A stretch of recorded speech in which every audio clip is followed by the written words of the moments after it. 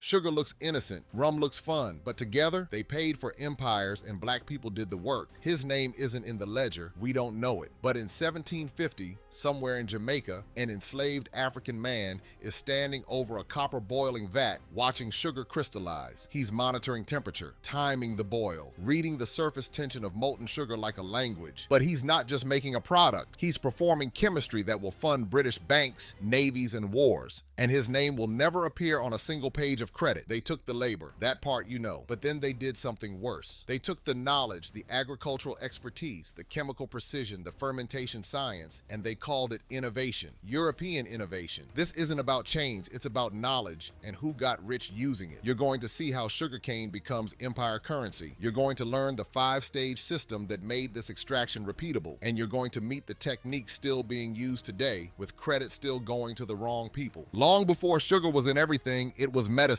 Rare, expensive. In medieval Europe, you didn't eat sugar. You took it in tiny doses prescribed by physicians locked in apothecary cabinets. Europeans wanted to scale production. They tried Cyprus, they tried Sicily, they tried the Canary Islands, and they kept failing. Why? Because they didn't understand the crop. They didn't know the timing. They didn't know the soil. They didn't know the chemistry. Europe wanted sugar. They just didn't know how to make it work. But Africans did. Sugarcane cultivation existed in West Africa long before the Atlantic slave trade. Not at European scale, but the knowledge was there. Planting cycles, irrigation techniques, harvest timing. Historian Sidney Mintz documented this in 1985. Enslaved Africans didn't arrive as blank labor. They arrived with generations of agricultural knowledge already embedded. Slave traders didn't just want bodies. They wanted people from specific regions. People who already knew tropical agriculture. People who could make the crop work when Europeans couldn't. They didn't bring Africans because they were strong. They brought them because they already knew the crop. Here's what most people don't understand about sugar production. It's not just cutting cane. That's step one.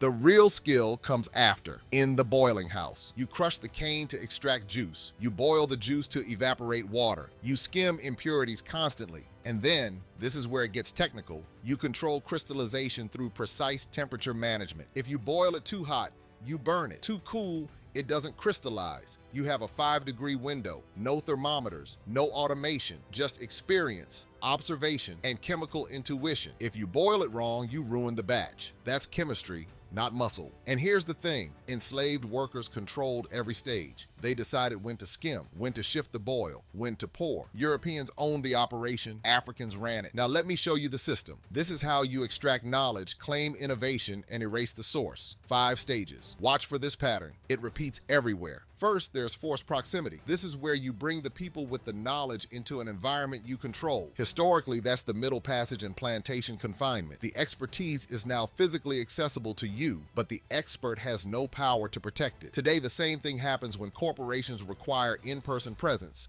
mandate knowledge transfer to offshore teams, or use non-compete clauses to trap expertise. Second, extraction through observation. You watch the process. You document the steps, but not the person. You record what they do, not who they are. Plantation manuals describe sugar processing in detail, equipment, timing, techniques, but the people performing those techniques, invisible. The knowledge became best practices. The practitioners became labor.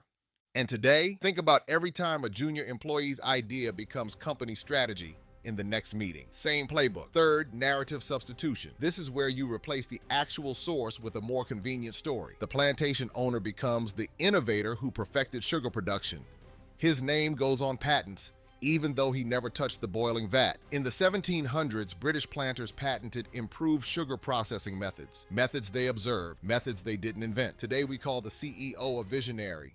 We put him on magazine covers. The engineers who built it mentioned in fine print, if at all. Fourth, economic consolidation. This is where you ensure all profit flows away from the source. You control distribution, you control pricing, you control access to markets. Sugar and rum profits built British banking infrastructure. Lloyd's of London insured slave ships.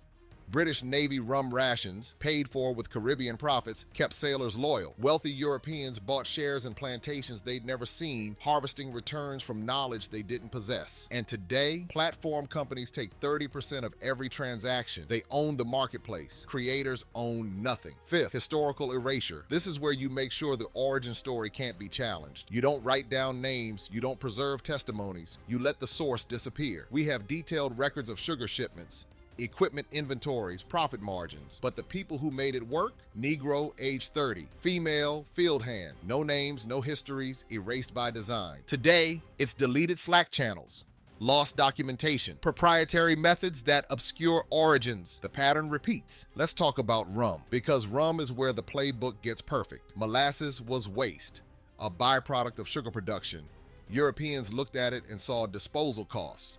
Africans looked at it and saw potential. Fermentation wasn't new to Africans. Palm wine, millet beer, sorghum fermentation. These were established traditions with centuries of knowledge behind them. Controlled fermentation, timing, flavor management. So when molasses needed to be turned into rum, enslaved Africans already understood the microbiology, even if they didn't call it that. They knew temperature control. They knew fermentation timing. They knew how to manage yeast without killing it. And then there's distillation. You heat fermented molasses. Alcohol evaporates first. You collect the vapor and cool it back to liquid. But here's the skill. You have to make cuts. The first part that comes out, the heads, contains methanol, toxic, blindness-inducing, deadly. The last part, the tails, contains fusel oils, harsh, undrinkable. You want the middle, the hearts, pure ethanol. One wrong cut and you poison someone, or you waste the batch. This wasn't moonshine guessing. This was controlled science. And rum became currency.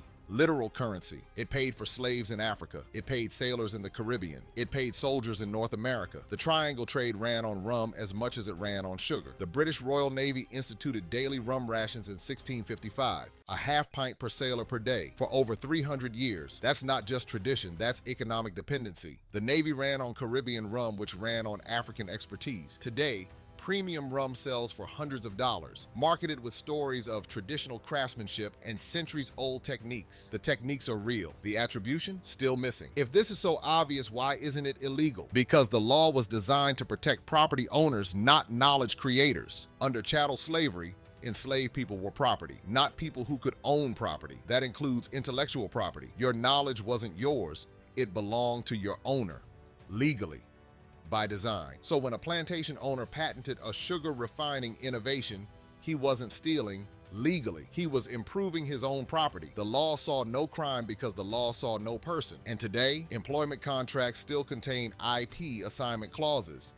Anything you create while employed belongs to the company. Different language, same structure. Knowledge flows up, credit stays at the top. Then there's the money. Sugar and rum profits were enormous. In the 1700s, Caribbean plantations generated more wealth for Britain than all of its North American colonies combined. That's banking infrastructure, naval power, insurance industries, political influence. You don't dismantle that for accurate attribution. You protect it. You invest in its continuity. At one point, over a quarter of British Parliament members had direct financial ties to Caribbean plantations. They weren't going to legislate themselves into honesty. But here's the part that persists past law and money.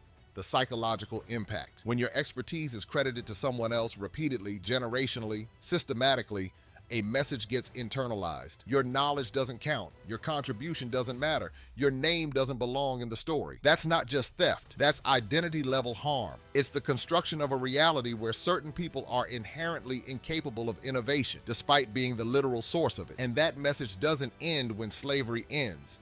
It continues in every museum label that says origin unknown. Every product marketed with traditional methods and no mention of who created them. Every time brilliance is rebranded as labor. Let me teach you how to hear the distortion. Language is evidence. Watch for these words. When people say traditional methods, what they often mean is, we're still using techniques developed by people we won't name. Artisanal process means this requires skill we didn't invent but have now monetized. Time-honored techniques means this knowledge is old, valuable, and we've stripped it of its origin story. Perfected by generations means we're acknowledging the depth of expertise while obscuring who those generations were. Listen for passive voice. The techniques were refined. By whom? The process evolved. Under whose hands? The craft was passed down. From who to who? When the actor disappears from the sentence, someone's being erased. This isn't history. This is current.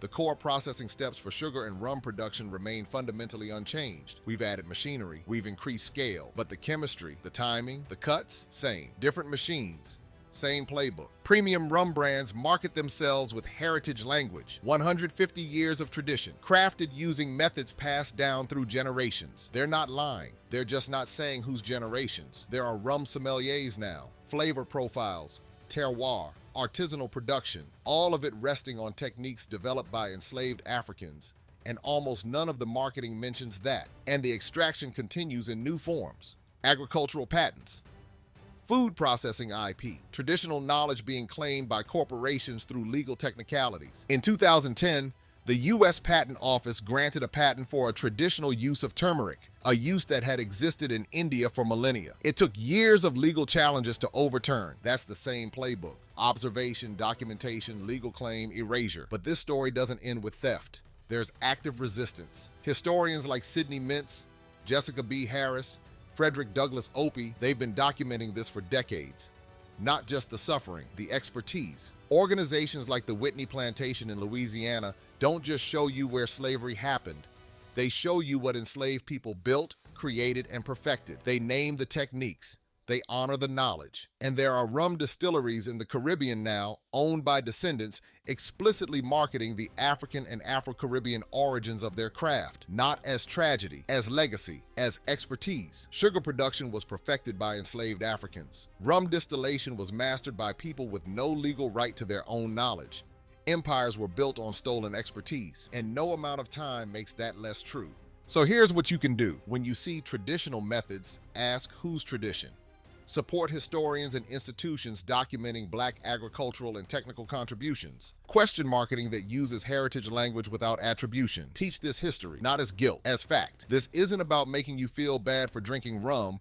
It's about making sure you know who made it possible. Here's my question for you. What other products do you consume without questioning where the knowledge came from? What foods? What crafts? What industries? If there's a product everyone enjoys but nobody questions, that's probably the next episode. Leave it in the comments. Not your opinion, your observation. What knowledge has been processed out of the story? History isn't missing. It's processed.